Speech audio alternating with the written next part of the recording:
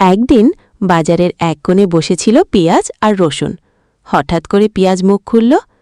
পিয়াজ, রসুন ভাই, আপনার তো এখন আর আগের মতো দাম নাই, কি ব্যাপার, সব ঠিকঠাক তো?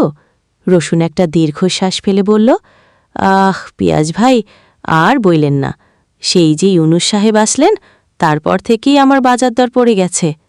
পিয়াজ একটু হেসে বলল, ও বুঝেছি, কিন্তু আপনি ভাবতেছেন আমি ভালো আছি? আমার অবস্থাও আপনার মতোই, একদম পানিতে। রসুন অবাক হয়ে বলল, তাই নাকি? আপনার দাম তো সবসময়ই একটু বেশি থাকে। পিয়াজ কাঁদো কাঁদো গলায় বলল, ভাই, এখন তো কেউ কাঁদছেই না, সবাই বলতেছে দাম কমেছে, পিয়াজে আর আগের মতো চোখে পানি আনে না।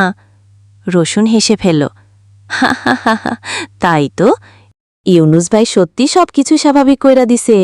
আগে মানুষ বাজারে গেলে শুধু আমরা দুইজনরে নিয়ে হিসাব করত, এখন কেউ ফিরেও চায় না।